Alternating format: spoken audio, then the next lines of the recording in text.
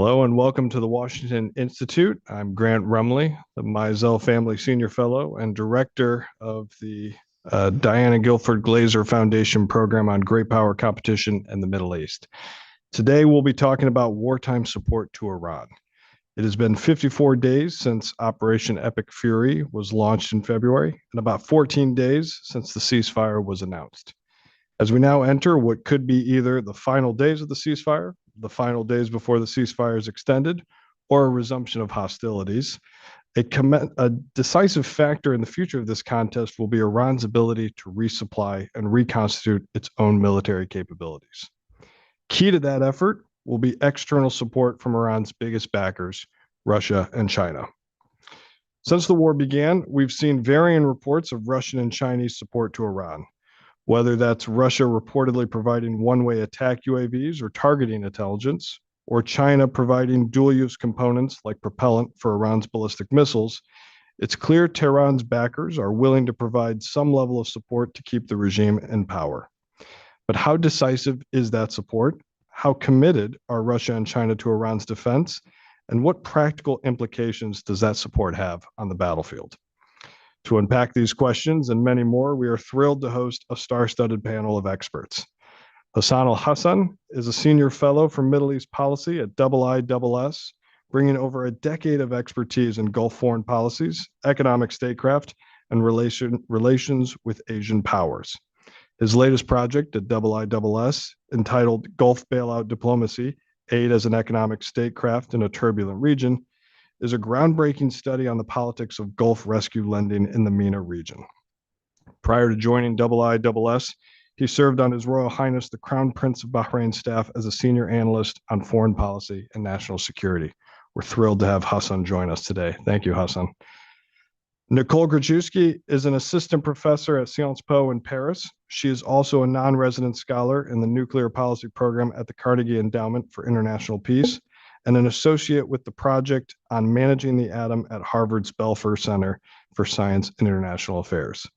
She is the author of Russia and Iran, Partners in Defiance from Syria to Ukraine, and she received her PhD from the University of Oxford in the Department of Politics and International Relations. I learned so much from Nicole every day. Thank you so much for joining us, Nicole. Really great to see you here. Finally, we have Matt Tavares, an old friend and colleague of mine, a former Pentagon official with nearly 2 decades of experience in Russia strategy, asymmetric threats, and intelligence operations, including multiple deployments to the Middle East. He is the co-author with our own Anna Borshevskaya of the Washington Institute report, After Ukraine, Prospects for Russian Resurgence in the Middle East. Matt, thanks a ton for being here. Really appreciate you making the time. So what we'll do is we'll start by asking each of our panelists a few questions before kicking it off to a general Q&A with you in the audience. If you would like to join in our discussion, please send your questions to the Q&A function on the Zoom screen or email us at policyforum@washingtoninstitute.org. That's policyforum, all one word, at washingtoninstitute.org. Nicole, let's start with you. I think it's fair to say Russia has been the leading enabler of Iran's military response to the U.S.-Israel operation. Can you walk us through the current Iran-Russia defense relationship and how that's played out during this conflict?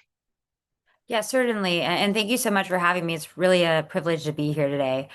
I mean, the Russians have been the principal supplier of arms to Iran, and that dates back to the very late Soviet era. Obviously, the relationship has shifted quite a bit since the war in Ukraine, but you can arguably go back to the war in Syria, where the defense relationship, or at least the bilateral defense relationship between the two countries, really grew and actually expanded quite a bit. At the moment, the relationship has really proliferated in terms of defense to defense contacts between the two kind of establishments. But obviously, the Shahhead and the Geran in the Russian version of that is the most kind of principal like identifier that we associate with this defense relationship. And that's a one-way attack drone that the Iranians provided to the Russians for the war in Ukraine that Russia has actually improved quite a bit. Now, there's obviously been, and I think from reporting, so far, and also maybe just indications from Iran's performance in this war, that Russia has transferred back some of that knowledge and maybe some of that technology to Iran for Iran to actually perform during the war. And you see some of the signatures of Russian, swarm elements or kind of swarm strikes that they did during the war in Ukraine, and Iran actually incorporating that in this recent war. So the relationship is not only based off of components, I would say, but it's also based off of learning and sharing like data between each other. And that's, I think, really crucial to understand this. It's not just the physical transfer of these, munitions. It's also what they can provide each other and share back and forth. And that's definitely what I think is going to happen going forward. Thanks, Nicole. Terrific. Hassan, on the other side of the coin, we know Iran has a relationship with China. We've seen some shipments from China to Iran, potentially of dual use components. The sodium perchlorate is in the news. Can you walk us through some of the implications of that relationship? Yeah, for sure. Thanks for having me, Grant. And again, apologize to you and to the audience for my voice. I seem to have picked up a terrible bug this morning. But in any case, you're absolutely right. I think there are multiple indications that China has been providing Iran with various forms of military support. And it seems as though that support may have had a tangible impact on Iranian military performance during this war, partly truly by enabling Iran to build a better picture, a better sort of ISR understanding of the battlefield. A lot of that support has been happening in public, by the way. And we've seen Mizar Vision, for example, a Chinese company that uses AI to analyze satellite imagery, publish images of US assets parked in various Middle Eastern bases, including the Prince Sultan Air Base in Riyadh, a few days before Iran was able to launch a devastating attack against those very same assets. So some of that support on ISR through the provision of satellite imagery has been happening in full view of the public. There were commercial purchases as well that Iran may have been able to make of Chinese satellites that could have been instrumental in providing Iran with high resolution imagery and to enable the surveillance and tracking of US military assets, but also of Gulf civilian infrastructure. And really, Iran's ability to target Gulf civilian infrastructure in a very precise and in a very targeted manner in real time clearly showed a very significant improvement in capability. So I think on the one hand, China has played a role in enabling Iran's building of its ballistic missiles and UAV program through the provision of dual use equipment, ingredients that go into rocket fuel and so on. There is clearly the ISR component with the provision of intel and satellite imagery. And then there's potentially also the role that the Chinese Baidu satellite system has played in enabling more precise Iranian targeting and navigation and guidance of its UAVs and ballistic missiles against targets. So this is, I think China does here see a low cost opportunity to entangle the US militarily on the strategic level in Iran, and then tactically speaking, test some of its capabilities against the United States in a real conflict environment. And I think having that partnership with Iran allows it to do exactly that. Amazing. Thank you, Hassan. Matt, back to you for a second here. You've watched Russia for a long time in and outside the building. And I think the biggest question in this town is, we've seen a defense industrial base shift to a war footing, primarily focused on replacing and replenishing what it needs in Ukraine. But now I think what you've, keyed in on here and elsewhere is this sort of desire to also export excess capacity and use it also as a tool of influence. I mean, to my mind, what is that's the biggest question here is what is the state of the Russian defense industrial base in this moment? What's its ability to produce these UAVs that Nicole mentioned and get them back to Iran? And how do you see it playing out in the future?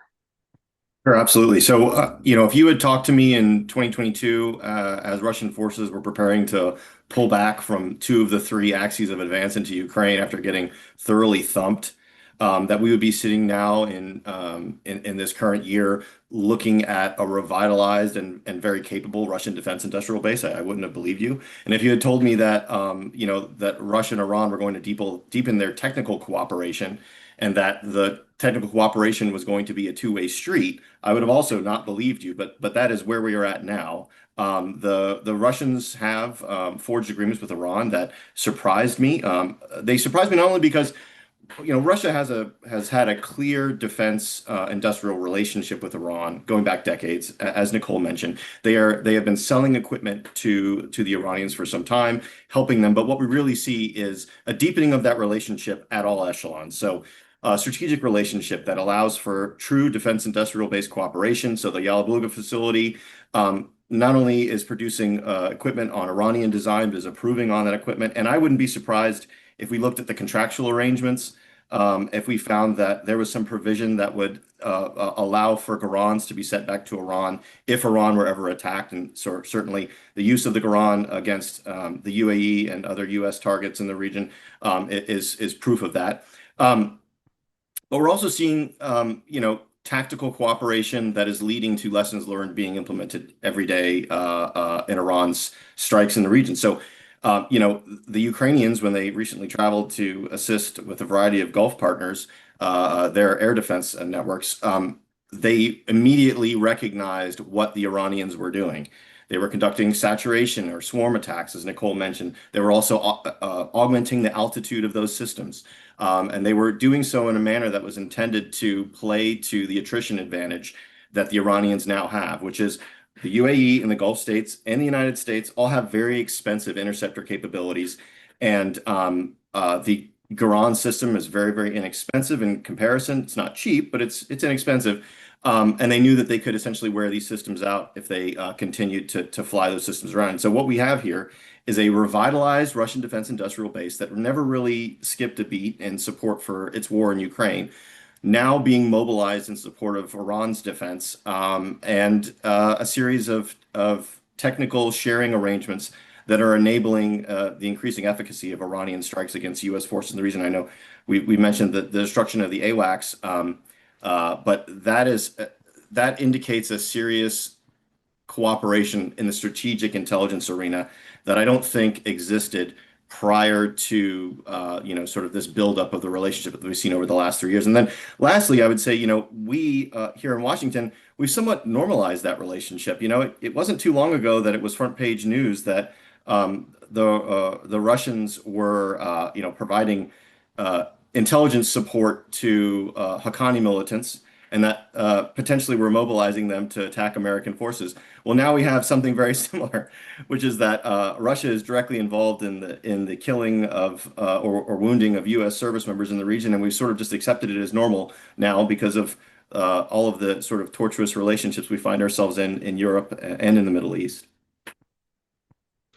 Thanks, Matt. I've got one more round of questions for you three, and then we're going to open it up to the audience here. Just a friendly reminder to the audience: if you do want to join in on this discussion, please send your questions to the Q&A function or email us at policyforum@washingtoninstitute.org. I'm seeing a few questions trickling now, and we're looking forward to tackling those. Nicole, if we could go back to you on the imagery. We've talked about, Hasan mentioned Mizar Vision, Matt's mentioned the targeting the AWACS. I guess my question is, how pivotal is that to Iran? It seems like we're entering sort of this new era of offshore ISR support, really, or ISR that you can really rent. How have the Iranians used that, and how decisive do you think that's been? I mean, especially with the Russians, ISR support, just in general, space-based imagery and also space-based intelligence or even electronics intelligence have been really crucial for the Iranians. I mean, the Iranians, from my understanding, have around like 9 satellites that are currently in orbit. By no means is the Russian space-based capability anywhere near the United States, but it's far more superior than what the Iranians have. And from reporting, it seems like the Russians have been providing Iran with not only satellite imagery on the targets, that eventually the Iranians struck, but also damage assessments, which also allows Iran to iteratively improve, their tactics and the way that they've been attacking U.S. bases. And potentially, I mean, I do think that, maybe this hasn't been reported yet, but there's possibly the side that the Russians may be providing Iran with electronics intelligence, because some of the targets in the Gulf did seem to be beyond just kind of pure imagery-based intelligence that Iran had. Um, Additionally, I mean, the question is, and I think this has not been disclosed yet, and it's something that's still up in the air, is how has Iran been obtaining that data and how quickly has Iran been obtaining that data? Like, does Iran have ground stations? Do they have access to Russian ground stations to actually downlink some of the satellite imagery or any of this kind of intelligence? And essentially, this hasn't been reported yet. But I would say that for Iran in the current campaign, just, the Gulf campaign is really, I think, specific to this. Is like Iran's targeting in the Gulf campaign has been pretty comprehensive and actually pretty sophisticated compared to what they tried to target in Israel. Of course, there's a difference between, missiles and the ranges here. But in terms of what Iran was going after, which was, command and control, intelligence, radar, this is what Iran was essentially hitting in the Gulf, or at least going after. That seemed to be funneled through a lot of satellite imagery that the Russians potentially provided, and additionally the Chinese provided through what the Financial Times reported was an agreement where Iran not only had access to Chinese ground stations, but also bought a Chinese-made satellite with pretty high resolution imagery. So this has been a big part of the campaign that I think is has been quite decisive, and it's really a question of how deep does it go? Was this just like the superficial level from what we know right now? It was cooperation between Iran, Russia, China in this realm much more deeper. And additionally, how were they obtaining this? Was it through the embassies? Was it through ground stations? I mean, there's a lot of questions involving this, but I think it's fair to say that this was quite decisive for the Iranians. Yeah, absolutely. Thank you, Nicole. I think we're definitely in a brave new world when potential combatants can offshore their own intelligence support, especially for targeting. Hasan, Nicole mentioned the Gulf states here. I mean, what lessons do you think the Gulf states are taking from this conflict militarily? Yeah, I mean, the Gulf states are heavily divided on the broad strategic lessons that they take. And even with respect to Russia and China, by the way. But tactically speaking, militarily speaking, I think the lessons are more likely to be shared because clearly, I think we have seen that there were gaps in counter UAV capabilities. When you initially, the Gulf states were reporting quite consistently on interception rates. And it seemed as though that they were having a much easier time intercepting Iranian ballistic missiles than they were Iranian UAVs. So clearly, I think, and you see the attempts at perhaps acquiring Ukrainian technology and perhaps other systems as well as a stopgap measure to try and address some of those gaps. Clearly, there's an intelligence problem as well. And as sort of Nicole suggested, this is not just an imagery problem. The Gulf states have to think hard, for example, about the vulnerabilities that China's presence in their own digital infrastructure through, the 5G networks, Huawei, and other large Chinese commercial providers, the potential security vulnerabilities that could have resulted from China's presence in their systems. There's a human, obviously, intelligence component as well, and we're seeing a lot of announcements about cells being busted and whatnot. So, in any case, yes, I think the gaps on the counter UAV bit is quite significant. The counterintelligence imperative is also, I think, very clear. And then there is a broader, I think, learning on really on the utility of and the need for deeper resilience. Because I think one of the things that became apparent quite quickly is that the Gulf states do resilience at the national level. And what that means is that you have national choke points, national sort of single points of failure that could risk taking out entire systems, be they power, water, or other forms of services or utilities. And so I think clearly, not to mention obviously the issue with the Strait of Hormuz and the fact that a number of countries, especially those that are blocked within the strait, are now unable to export oil completely, those being or natural gas for Qatar, Kuwait, and Bahrain. And so thinking about resilience will have to be done both at the local, subnational, but also at the regional level, be it replicating the GCC experience around electricity interconnection and trying to replicate that with water, with food and water, obviously a water grid, or sort of regional emergency food stockpiling, and so on and so forth. So I think there are quite a few lessons learned that are going to be shared between the Gulf states. Strategically, it's not entirely clear that they will draw the same lessons from this war. There are some, like the UAE, that are probably going to double down on the relationship with the US and Israel. Others, like Saudi Arabia, are already working on a Middle Eastern Quad of sorts with Pakistan, Egypt, and Turkey. So really, the policy responses on the strategic level are going to be different. And I think that also applies and extends to how the Gulf states will approach China and Russia, to bring this back sort of to the main topic of this conversation. It's not entirely clear that the Gulf states will distance themselves fully from the Chinese, for example, because of Chinese assistance to Iran. These are not single issue relationships. China is their largest trading partner. China is probably going to be diplomatically involved in any long-lasting settlement that the Gulf states will want to reach directly with Iran, the same way that the Chinese brokered the deal between Iran and Saudi Arabia, because the Chinese are among the few players that actually have leverage over the Iranians and may be able to restrain them.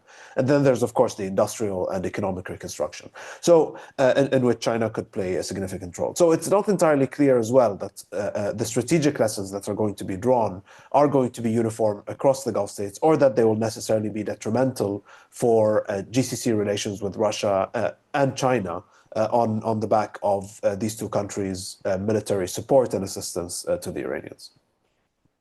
Thank you, Hasan. I definitely want to come back and pull on that Russia-China Gulf relationship thread. But before I do, Matt, one more question related to the Russia and China angle here, but I'm just going to ask you to put on your Blue Force hat. When you're looking at, an adversary like Iran with an indigenous production capability, but also external support from Russia and China, a potential re-equip happening right now as we speak. I mean, how does that affect freedom of operation for the U.S. and partner forces in this theater? Absolutely. If I put my planner and strategist hat on, I'm sitting there going, wow, we inadequately recognize the risk of persistent overhead collection by Russia and China. We probably planned for some collection by Iranian forces, and we planned for some sharing that might occur between Russia and China, but I don't think we necessarily fully incorporated that sense of risk in where we were placing our forces in the Middle East, and how often we were moving them to avoid collection or avoid targeting off of that collection. So I think, the AWACS strike was I think pivotal in our understanding of risk and where and how risky some of these, previously considered to be safe bases are. And I would say, from a planning perspective too, we're looking now at an Iran that is capable of continuing to strike targets regardless of our strike operations. Here we are. We have attrited almost all of their major air defense systems. We've continued to destroy ballistic missile launchers throughout the campaign. But these simple, small, decentralized systems are continuing to be pushed out at scale. And the supply chain that supports that has been externalized to Russia. So now I think this becomes a much more complicated problem. It was already a complex problem to begin with, but we have to be thinking about, say we, reach a negotiated settlement here to this conflict, and the Iranians violate it, and here we are back at the precipice of war 1 year from now. I think we've seen what it's going to be like, and shame on us if we don't prepare ourselves to be able to defeat the threats that we know are there, and that we can reasonably expect will be there in the next 1 to 2 to 3, potentially even 5 years. And I would just further note that the kind of war that the Iranians are fighting is a war that almost all of the U.S. potential strategic adversaries would want to fight. A war where essentially it's factory versus factory. Their factories producing inexpensive precision weapon systems versus our factories, which have been focused on producing expensive, exquisite systems that simply don't scale as well as those cheaper systems do. And so, from a planner perspective, I'm going after future Iranian operations in a very different manner with a better understanding of risk. And from a strategic perspective, I'm looking at developing the U.S. defense industrial base to be able to scale as well with the scale and pace of our adversaries' munitions development.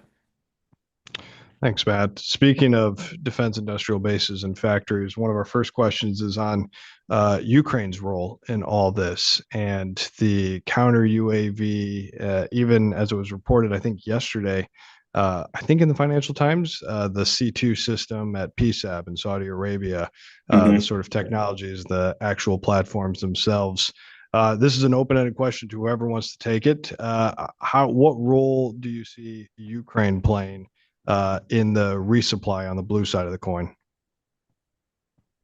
Well, we could talk about the framework arrangement that President Zelensky reached with a few Gulf states recently. That's going to enable, I think, the Ukrainian defense industrial base to get mobilized in support of the Gulf states in a way that, when I was at the Pentagon, we always wanted to strengthen ties between Ukraine and our traditional partners, and now that's kind of happening as a result of Iran's behavior, which I think is a good thing. But it's also a great thing from the perspective of Ukraine providing really the best tactical and technical understanding of this threat available in the world. Of course, we have experts that know the threat and can fight with the threat, but we fight in our own way, and the Ukrainians are sharing now the lessons that they have learned that have been hard fought with those allies. And of course, the way that they fight Russian systems in Ukraine is very, very different. Autonomous systems are fairly rare. There are mostly semi-autonomous systems, but they've essentially, I don't want to say mastered the challenge, because threats still do get through. But they are very, very good at identifying the targets prior to their entry into their airspace, mobilizing forces on the ground to be able to interdict those threats, and then making sure that the right assets are in the air at the right time to hit those threats with a fairly high degree of accuracy at a fairly low cost. So really, it couldn't be a better thing for the Ukrainians to be working with the Gulf states right now. And I think there's going to be a lot of advantages that we're going to see coming from that relationship as we move forward. Great. Thanks, Matt. Nicole, I'll go to you then. We have another question here. Really, I think ties in nicely to your upcoming book, but the future of the Russia-Iran relationship, where you see it trending. I think there's that ever talked about Sukhoi 35 deal or no deal, and the constant Iranian aspirations for more advanced air defense systems. How do you see it trending in the future here? Is the dynamic shifted at all now that Russia sort of flowed some of that support back to Iran? How do you see it playing out the next few years? I'm not sure how much has shifted with this war. I think it's a little bit early to kind of make those conclusions. However, I think what is going to happen going forward is Iran does need to reconstitute its military. I think that is something that is very, apparent. They have faced quite a bit of damage. Maybe this is going to come from the Chinese. I'm not sure, but the Russians might also play a role here too. Also potentially in the nuclear realm. So the Russians are definitely, I think, if I were to kind of make a prediction on this, is I think the Russians will be involved in the future of the Iranian military. This relationship has proven to be much more robust than I think a lot of assessments would have put it. As Matt kind of referred to earlier, like 5-10 years ago, I think that people would have been quite surprised at the level of this cooperation.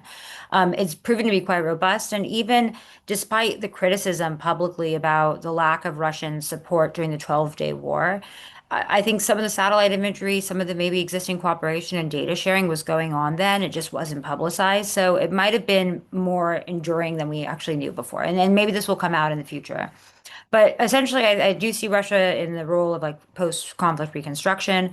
On the Sukhoi and advanced like kind of weaponry or the Su-35s, I mean, I don't know if the Russians are ever going to provide that. I mean, I've heard that the Russians have had issues because of the electronics due to sanctions, and then also that the Iranians were thinking of doing that in terms of domestic production. But if anything, this war has taught Iran, I would say that the missile strategy actually is quite effective, and the UAV missile strategy is quite effective. Do they want to have one squadron? Will that actually like impact their air force very much? I don't think so, but that might be something that they're thinking about as like potential domestic production. I think even going forward, and this might be a little bit more on the potential area. Like this is not by any means certain, is potentially co-production. I mean, I could see that the Iranians and Russians find out that, they both can maybe expedite their own systems by actually co-producing certain technologies. And I think, we saw that kind of model with Alabuga, but potentially you could see that with missiles or other types of UAVs. That's a maybe much more going forward, but that's another area that could potentially be with the relationship in terms of defense, at least. Oh, terrific. Thank you, Nicole. Hasan, we have a question here, I think related to a point you brought up a little bit ago. Basically, how the Gulf states are looking at Chinese and Russian support to Iran. I mean, as you pointed out, for many of them, China is their top trading partner, their overwhelming economic center of gravity, and yet there is clearly some level of Chinese support to a war machine that's also inflicting damage on their own territory. So when you think about how the Gulf states navigate this sort of weird era of great power politics, and in particular this conflict, how do you see it playing out? I think, it's important to remember that some of the Gulf states are themselves customers of Chinese military sales. I mean, they've a number of Gulf countries, the Emiratis, the Saudis have bought armed CISR Chinese UAVs, including, at least two variants of the winged looms. There have been, attempts by Saudi Arabia to essentially license the production and to co-develop and license the production of some of these Chinese UAVs on their own territory. And of course, China has always played a significant role in Saudi Arabia's sort of strategic missile capability as well. It's been essentially the main sort of partner for Saudi Arabia on that program. And so in a sense, it's not a totally sort of binary situation where China is seen as fully and exclusively committed to the Iranians. I think, the Gulf states have been able to work diplomatically at times with the Chinese as well, and to be able to benefit from Chinese leverage over Iran to try and engineer a de-escalation that I think from the Gulf states' perspective worked quite well for the past few years until Israel and the United States decided to go to war against the wishes of the Gulf states with Iran on two separate occasions, last year and last month. So in a sense, I think the Gulf states see quite a bit of utility in having that relationship with China, even vis-a-vis Iran, because of the fact that they are themselves interested in Chinese systems and that they see China as playing sometimes a positive diplomatic role. It's also, I think, noteworthy that at the UN Security Council, where Bahrain currently represents the Arab group, neither the Chinese nor the Russians vetoed Resolution 2817, which condemned Iran's egregious attacks against the GCC countries. And I think from a diplomatic standpoint, and that was a resolution that broke a historical record in the number of countries that's co-sponsored it, 135 countries co-sponsoring this Bahrain-backed resolution was quite the historical accomplishment for GCC diplomacy. And I think it was important for the Gulf states at that time to show Iran a strong, unified message from the world, condemning those attacks as being illegal and unacceptable. So I think the relationship is too significant, especially with China, for the Gulf states really to, I think, summarize it and to bring it down purely to the question of Chinese support for military support for Iran. We also have to think about how the Gulf states go about their economic and industrial reconstruction. There are at least tens of billions of dollars in damages inflicted by Iranian attacks on GCC, petrochemicals, natural gas, oil refineries, power plants, utility infrastructure, and so on.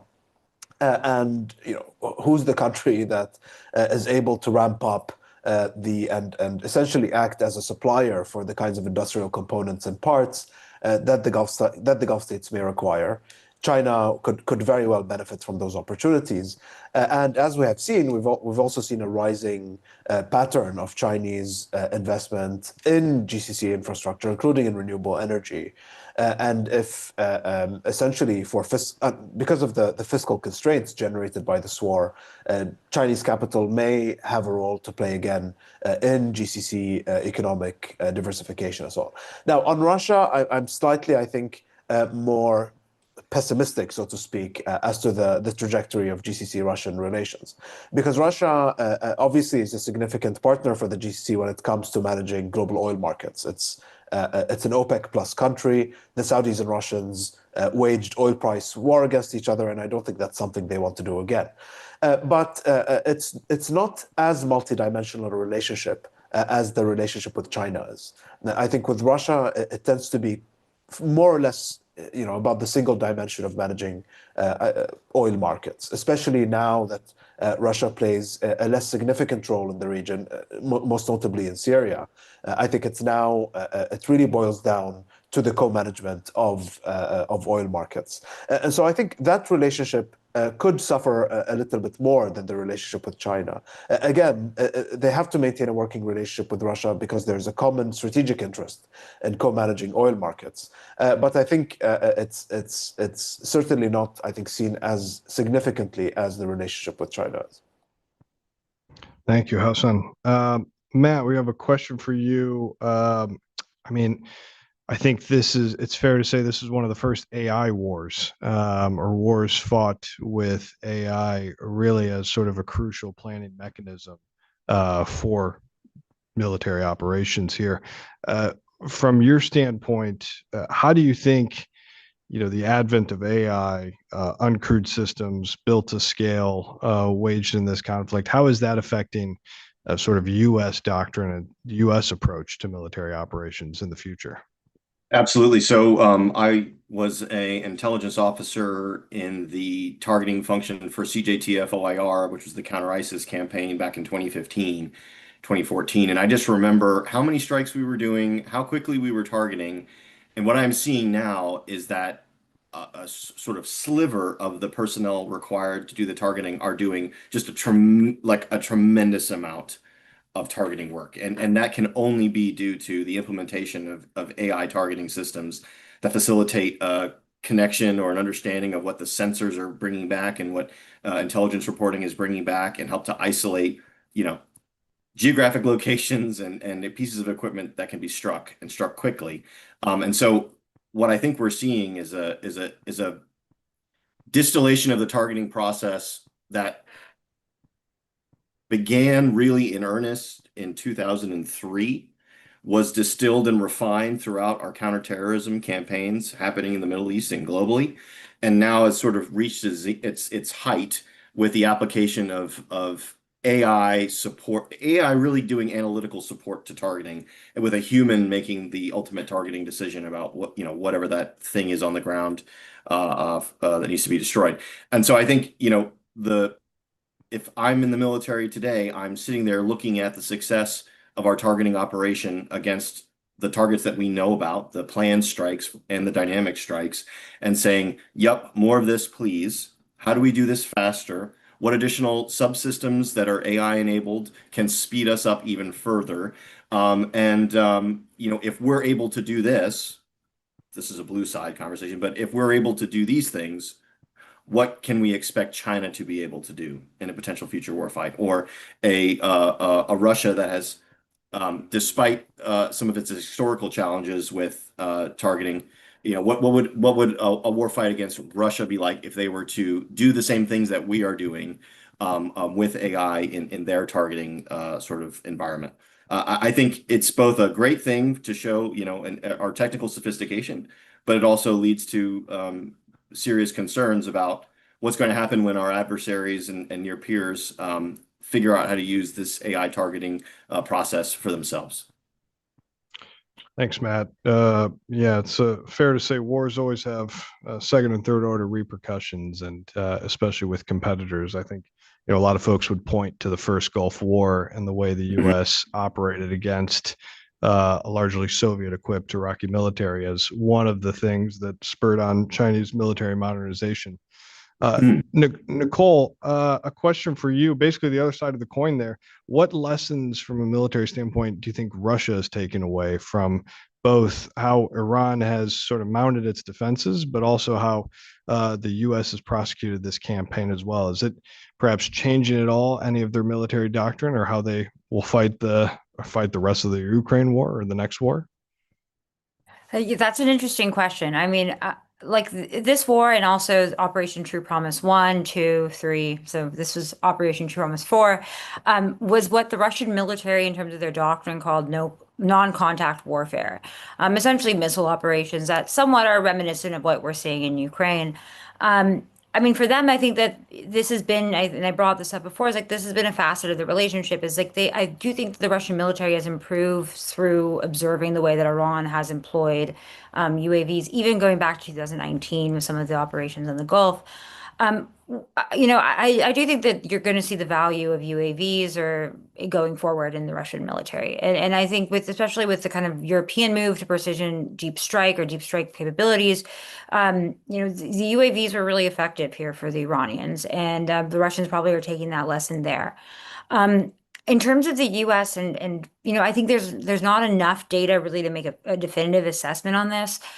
But the way that the U.S. used some of their munitions, I think, is going to be interesting for the Russians when they're thinking about their own targets and kind of the distribution of which assets were targeted with what kind of systems. I think that's another kind of, I guess, way for the Russians to kind of predict what they can see is how this would evolve in their own kind of war. But at the same time, a war between Russia or the U.S. or even with Ukraine is going to look fundamentally different than this war. It's particularly partly because of the uniqueness of the Iranian missile force, the geographic distribution, the kind of multiple campaigns within this war.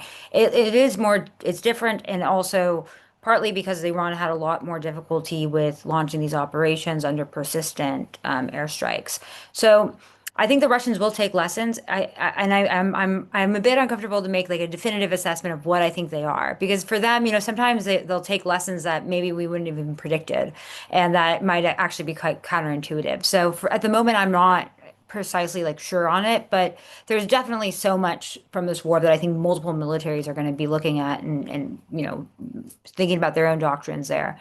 But at the moment, I do think the UAVs are probably the most pertinent.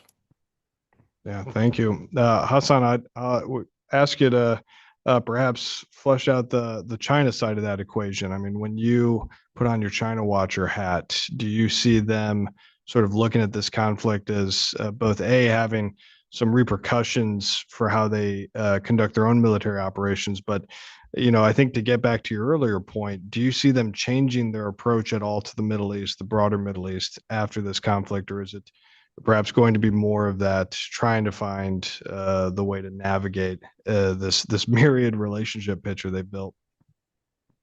So I'll do a hard pass on the first question because I'm in no way qualified really to comment on Chinese warfighting doctrines and capabilities. But I think the second question that you asked is very relevant to the China watching that I do in the region.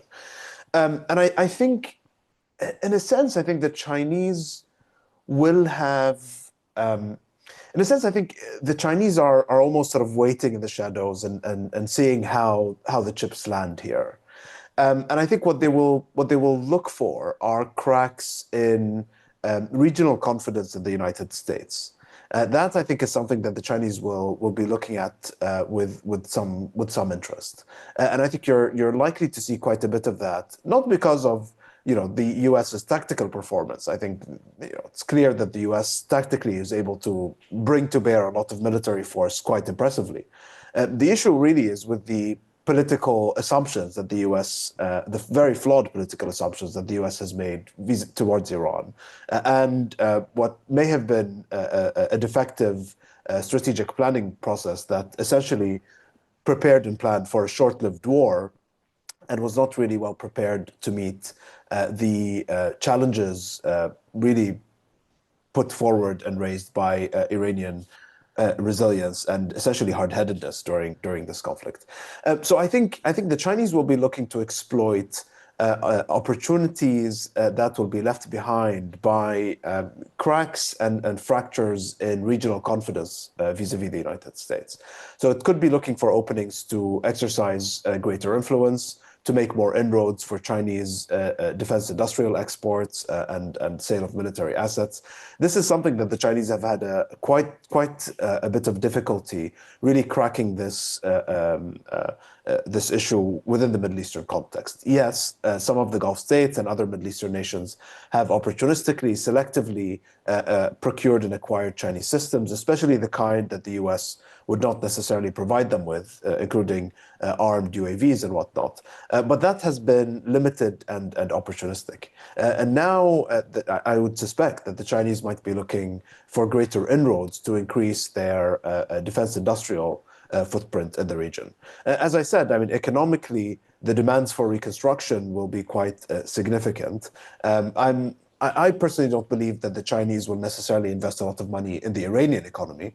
They didn't do that prior to the war, to any significant degree, and I don't necessarily see them doing it now. But in the GCC, clearly the extent of Chinese capital investment in renewable energy, in transportation, and construction, digital infrastructure, and so on, and that there could be further opportunities and openings here for the Chinese, so long as the Gulf states sort of don't draw the opposite lesson, that actually, if anything, that they need to sort of shore up some of these vulnerabilities. So I think it will depend on the lessons that are likely to be drawn by the Gulf states, and we don't exactly know what those lessons are going to look like. But we have some indicators, and I think a very important indicator was the visit by the Crown Prince of Abu Dhabi, Sheikh Khalid bin Hamad bin Zayed, to Beijing, I think last week.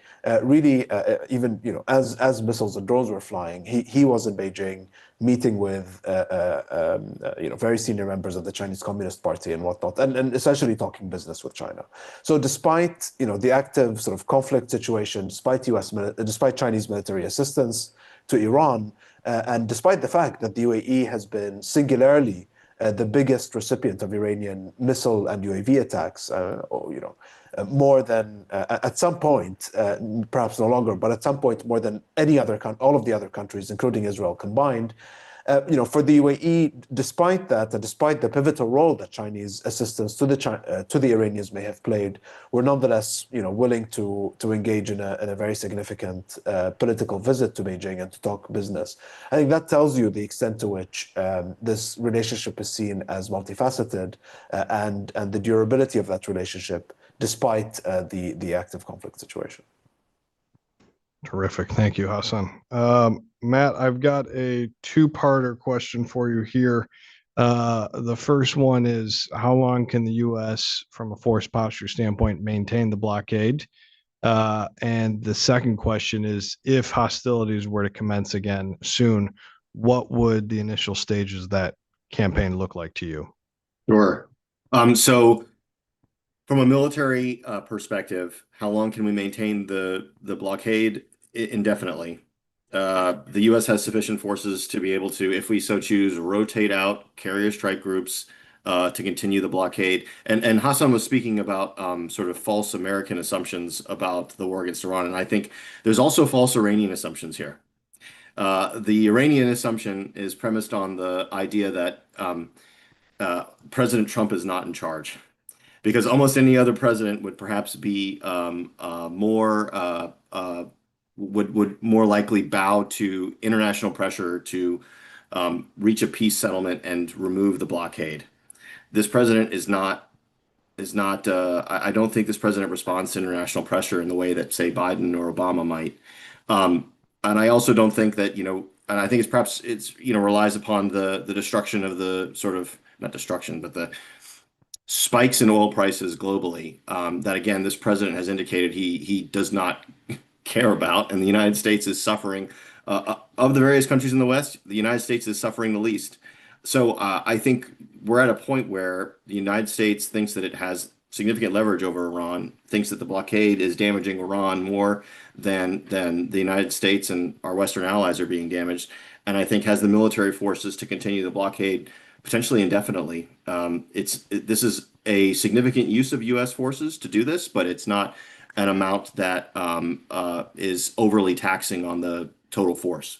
Now, the second part was, what would be what would the United States do if we were to resume active strikes? Well, I guarantee you that right now there's intelligence operations centers around the globe in the United States military that are reviewing potential new targets for strikes against Iranian military targets they may have missed on the first time around, incorporating new data that they're getting from technical collection systems, but also potentially personnel on the ground to the extent that we have human sources there, and they are refining the targeting picture for those strikes. And in some ways, the second round of strikes may be more punishing than the first, because we have taken our time to see where all the pieces have moved and conducted a strike properly. And I would say almost certainly, and I really hope that we don't do this, because I think it would be ultimately detrimental to the goal of removal of the Iranian regime. But But Trump has been very, very vocal about hitting potentially infrastructure that could be used for dual military and civilian purposes, like bridges, and power plants, and things of that nature. So, yeah, those would be kind of my top three if the United States were to resume strikes. What we would be focusing on. Great. Thank you, Matt. Nicole, I have a question for you on the other side of the coin, basically on how the Iranians in a potential resumption of hostilities would go about defending, repelling, and counterattacking. And a related question about basically, perhaps if you could walk us through the mosaic defense, the way the Iranians have gone about here, and basically just explain a little bit more what that is.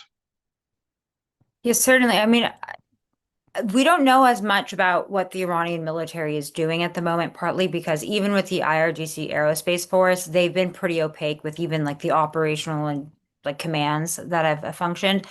But essentially, what happened during the war is that Iran delegated responsibility to regional divisions within the IRGC. And this actually goes back to around the 2000s, around the time of the US invasion of Afghanistan, and eventually with Iraq as well, where Iran decided to disperse commands, partly because of their concern about a decapitation strike. And so this was really in full force with this war, whereas where essentially, from our understanding, and this is we don't really have the complete picture here, this has been very hard to trace, at least in the open source, is that individual commanders in various regions of the IRGC Aerospace Force were essentially leading the operations in targeting operations and also the missile operations there. And so this was what they call mosaic defense. It's like a part of a mosaic. And of course, there's the extension of this, which also goes to Lebanon, which also goes to Iraq and to Yemen, which is where the non-state actors and proxies are part of this and kind of their more forward basing or forward defense, what they call. So that's the mosaic defense. You know, it's very interesting. When the ceasefire was announced, there were still strikes against the Gulf. I think it was in Bahrain, right? There were strikes against Bahrain, and I'm sure Hasan can talk about this. There was still kind of active operations, and it makes you wonder is how stringent or how much responsibility did these commanders have, and were they actually operating completely on their own? Was a target set given to them ahead of time, or did they actually just start doing this on their own? I think maybe some of the strange strikes against Turkey and Azerbaijan might also explain that in terms of, mosaic defense. So unclear how much responsibility, but maybe perhaps more than we assumed. At the moment, I mean, if I were in the Iranian military, I think, or at least the IRGC Aerospace Force, be looking at the basing, the launchers, what you could repair quite quickly. Obviously, we've seen a satellite imagery actually because of the Chinese of Iran actually excavating some of the entrances of missile bases that were bombed during the strike. So that's probably what they're doing now. I mean, I think we haven't really seen a lot of the anti-ship role, and I think maybe this might be shifting a bit more in the maritime domain if the war resumes. But then again, I think the IRGC Navy did not perform to the level of expectations that at least some people assumed, or at least the Iranians were expecting themselves. So I don't see as much of a transformation as akin to what Matt described with like the United States in terms of Iran. I think they're likely going to continue what they found was effective. But that could also change. I mean, I think the Iranians are pretty good at adapting during the middle of operations, and partly because this is kind of decentralized too. So it's unclear, but that would be my assessment so far. Terrific. Thanks, Nicole. We have a few minutes left and two questions left, one for Hasan and then one for the group here. Hasan, the question is basically, you mentioned earlier potential for a Middle East Quad and perhaps a shift in the regional security architecture. The question we had from our audience was, does that extend to the future of U.S. bases in the Gulf? I mean, that's one of the key Iranian demands here. If you look up the 10 demands that the Iranians have put forward as the starting basis for the negotiation with the United States, one of them is the permanent withdrawal of U.S. forces from the Middle East region. And that has been a long-term strategic objective of Iran. That is to ensure the departure of U.S. forces. And from the Iranian perspective, it would be a sort of a continuation of a series of successes in that direction that the Iranians have been able to achieve or at least help achieve in over the past few decades, beginning with Iraq, Afghanistan, and now potentially in the Gulf. And so the Iranians will likely see this as sort of a continuation of a successful decades-long effort to dislodge U.S. military presence from around its periphery. So I think this is one of the key risks now that are facing the Gulf states, meaning that the relationship with Iran has broken down. Iran has shown that it can politically survive against two of the most capable and strongest militaries in the world, the US and Israel. It has breached a number of red lines by essentially holding not just the region hostage, but global energy security by disrupting the Strait of Hormuz, and has attacked its neighbors in the Gulf, including their civilian infrastructure, relentlessly with relative impunity. So essentially, this is a much more dangerous world that the Gulf states will have to confront. And I think from the Gulf states' perspective, if the big risk here is that President Trump concedes too much to the Iranians by way of potentially a withdrawal of US forces from the region in order to secure perhaps nuclear assurances and to secure some Iranian concessions around their nuclear program, which were never in any case at the top of the Gulf states list of security concerns. And what that means is that if that entails a degree of sanctions lifting, then essentially what that means is that this will leave Iran with more financial resources to build up its military arsenal and will do nothing to address Iran's ballistic missiles program, its UAVs, and its support for regional militias. So I think this is definitely a big risk that all of the Gulf states are, I think, highly conscious of. And essentially time will tell how much President Trump concedes and whether he does take that step in order to assuage Iran and to try and reach a political settlement, or also, I mean, respond to the very practical consideration of force protection requirements that would now have to be in place for those U.S. bases, for those forward deployed U.S. military assets, given the demonstrated vulnerability that they have been subjected to during this conflict. Awesome. Thank you. So like I said, we have one more question here. And it's basically a question as to how pivotal Russian and Chinese support was to Iran, but I want to ask it in a bit of a different way. And I want to go Matt, Nicole, and then Hasan.